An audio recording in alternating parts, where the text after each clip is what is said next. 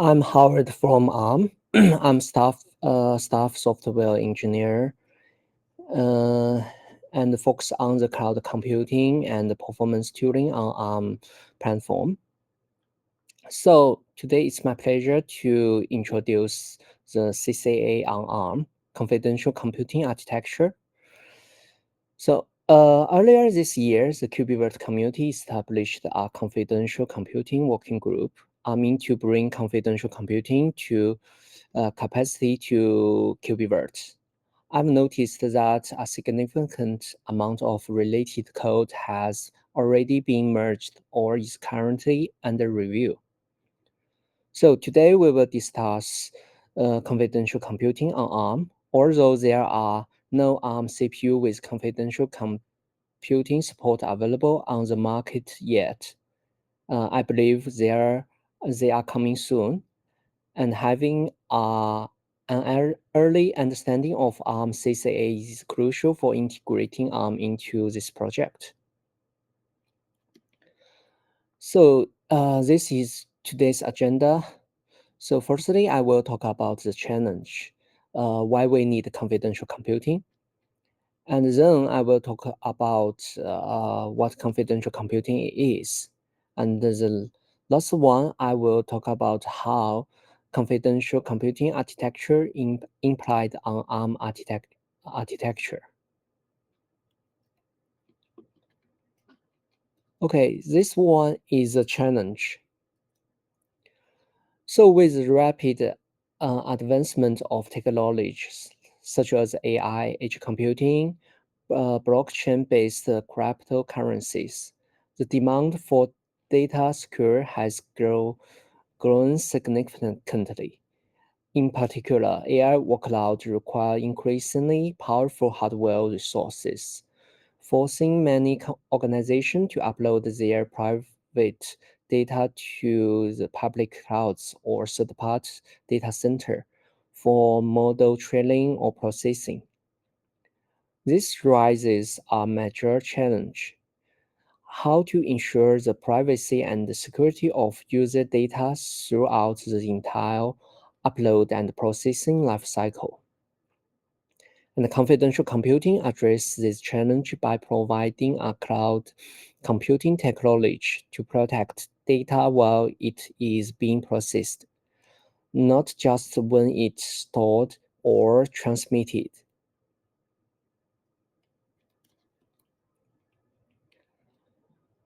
So there are limitations of traditional security approaches. For the traditional security method, the first one is encryption in transit. It protects data transmission uh, between clients and servers while TLS and or SSL. However, once the data reaches the server and is decrypted for processing, it becomes vulnerable. And then another one is encryption at the rest. Uh, secures data stored on disk or in database. Yet, when the data isolated loaded into memory or GPU memory for computation, it is exposed in plain text. So this it resulting some challenges. The first one is unprotected data in use. So during computation, data often uh, resides in plain text within system or GPU memory. This makes it vulnerable to threats from privileged software, such as host OS or hypervisor, as well as from the physical attacks. Also, it lack of vulnerable trust. And the user cannot independently verify whether the infrastructure provider truly enforced its claimed security guarantees. Uh, secure Security white papers or third-party audit reports serve only as a delayed, non-technical assurance rather than a real-time and vulnerable proofs. So to solve those issues, confidential computing comes. And the confidential computing protects sensitive data while it is being processed by leveraging hardware-based trust execution environment, TIS in short. It's secure and isolated regions within a processor. There are some key concepts of confidential computing. The first one is trusted execution environment. It means execute code or processes data within a hardware isolated, secure enclave, fundamentally preventing access or tampering by privileged software such as OS or hypervisor. The second one is trusted measurement. It means establish a chain of trust based on a hardware roof of trust. It uses chained verification and dynamic measurement technology to ensure that the runtime environment has not been altered. The last one is remote attestation. Cryptographically verify the runtime state and software configuration of a remote node, enabling trusted communication and workload in deployment between different systems. So because confidential computing is closely tied to auditing and transparency, all related code must be open for public review. This aligns perfectly with the open source philosophy, which is why I believe KubeVirt is a natural fit for developing and adopting confidential computing technologies. Today's discussion on Arm CCA will focus primarily on trust execution environment. This one. And the other two topics will not be covered. This one is confidential compute architecture. The primary goal of confidential compute architecture is to retain the ability of existing system software, such as hypervisors, to manage hardware resources required by virtual machine, while providing protection to data in use inside the VMs. To enable this protection, Arm CCA introduced the concept of a confidential VM called a realm. This one, realm, and prevent the hypervisor and other privileged software and hardware agent from observing or modifying the content of a realm. In this way, Arm CCA separates the right of management from the right of access and gained only the first of those to the hypervisor with respect to realm. The removal of rights of access means that the owner of realm does not need to trust the hypervisor.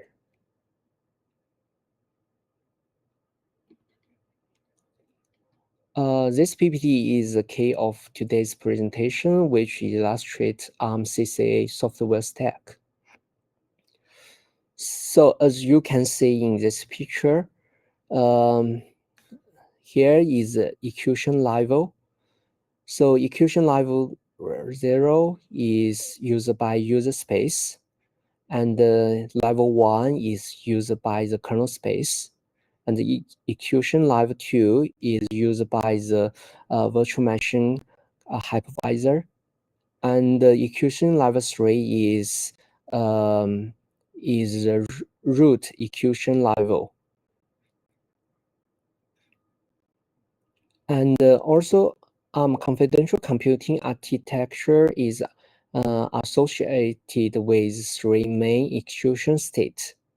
The normal world for running non-confidential compute workload include host hypervisor, such as KVM, host hypervisor here, and the secure world for running false-part secure software used as part of or trust zone architecture, and the realm world that is used to support realm-based confidential computing. For each state, they are corresponding. There is a corresponding physical address space for memory, and the switching between the normal realm and the secure world is performed by the TFA monitor here in the root world. The isolation between the realm and the normal world is enforced by hardware through faulting exception and by physical memory encryption, which means all memory here is encrypted. So there are some components in the Arm CCA software stack. The first one is the realm management monitor. The RMM in short. The RMM is responsible for managing communication and context switching, but it does not make policy decisions such as which realm virtual machine to run or the what memory to allocate to realm. Those decisions remain with the host hypervisor. So it means when you want to create a realm virtual machine, the request is from the KVM from here and goes into the RMM, and the RMM will take the responsibility to create a realm VM.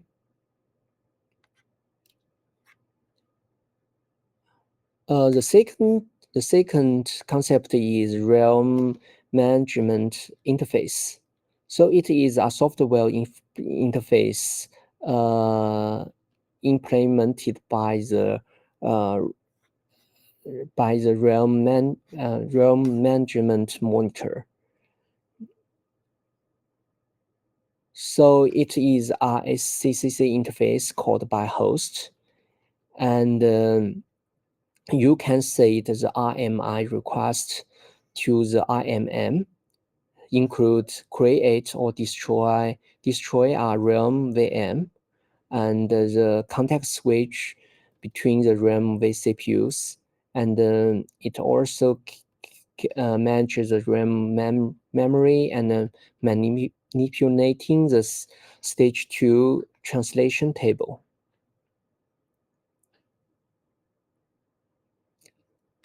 Next one is the realm service interface. It also an SMCCC interface called by realm. It is here. So it allows realm payload software running in a realm to request a service from RMM via SMC core, like a hypercore.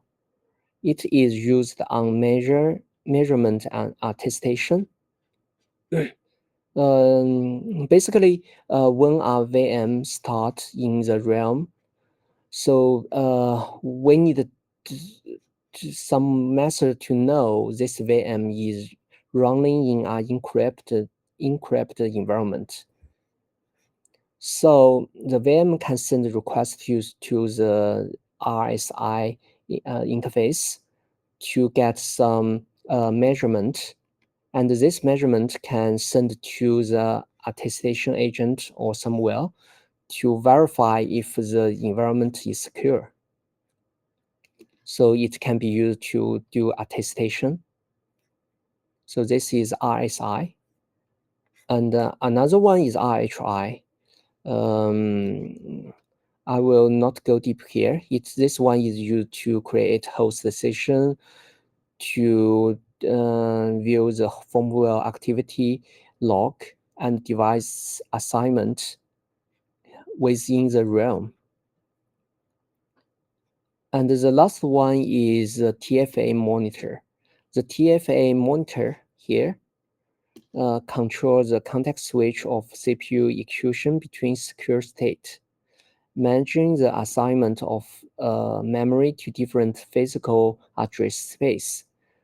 This performed by writing the GPT table, which is only accessible from the root secure state. The dynamic assessment of memory region between different physical address space would write into the GPT table. So here is the VM start process. So when creating a realm VM, the hypervisor make a series of RMI commands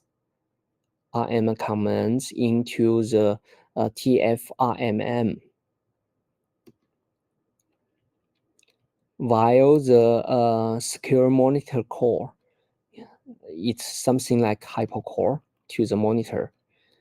In response to each RMI command, the RMM performance appropriate actions include create a realm instance, copy data from the normal memory space to the realm's memory, and map it into realm's intermediate physical address space.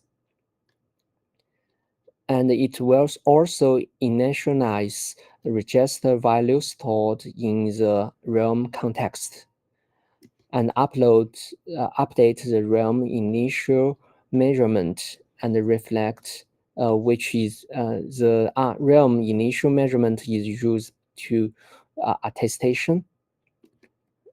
The initial measurement can reflect the initial state of realm, and then the realm guest is activated.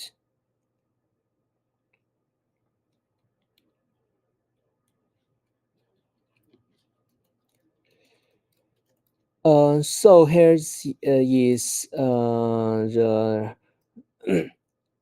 some implementation of the realm management extensions.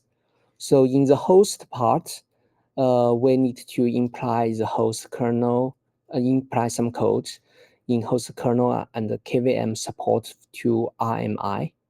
We also need the host support the TFRMM code. And in terms of the guest, it needs to support the RSI and RHI, which is supposed to be here. And also some firmware need to support the RSI in the EDK2. And also some other code need to implied in guest to do measurement and attestation. So as far as I know, the code related to guest already merged into either kernel or QEMU or other hypervisors. However, the code in terms of related to the host is still under developing.